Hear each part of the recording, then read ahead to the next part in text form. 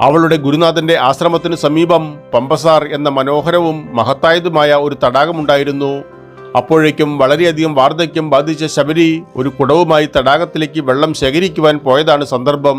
നീണ്ട താടിയും തലമുടിയും ഉള്ള വൃദ്ധസന്യാസി അവിടെ ഉപവിഷ്ടനായി തെറ്റായ മന്ത്രങ്ങൾ ഉരുവിടുകയായിരുന്നു. ശബരി തടാകത്തിലെ ദിവ്യജലം കുടത്തിൽ നിറയ്ക്കുന്നത് അദ്ദേഹം കണ്ടു. ഹേ താഴ്ന്ന ജാതിക്കാരി, നമ്മുടെ ഉപയോഗത്തിനായുള്ള ജലം അശുദ്ധമാക്കുന്നോ? അദ്ദേഹം മനസ്സിൽ പിറുപിറുത്തു. ദേഷ്യത്തോടെ അവരുടെ നേരെ സന്യാസി കല്ലെടുത്തെറിഞ്ഞു. അത് അവരുടെ കാലിൽ കൊണ്ട് ചോരയിട്ട് വീണു. അവരുടെ രക്തം ഇറ്റുവീണ തടാകം മുഴുവൻ പൊടുന്നനെ രക്തമയമായി തീർന്നു. അതുകൂടെ കണ്ട ഋഷി ആക്രോശിച്ചു. നോക്കൂ, ഈ പുറന്തള്ളപ്പെട്ട നിന്റെ ഒരു തുള്ളി രക്തം തടാകത്തെ മുഴുവൻ രക്തമാക്കി. ഞങ്ങൾ ഇനി എന്താണ് ചെയ്യേണ്ടത്? തന്നിമിത്തം ഋഷികൾക്ക് പാനം ചെയ്യാനോ പുണ്യകർമ്മങ്ങൾക്ക് വിനിയോഗിക്കാനോ വേറെ വെള്ളമില്ലാതെയായി. അവർ ശുദ്ധീകരണ മന്ത്രങ്ങൾ ജപിച്ചു, യജ്ഞങ്ങളും ഹവനങ്ങളും നടത്തി വിശുദ്ധ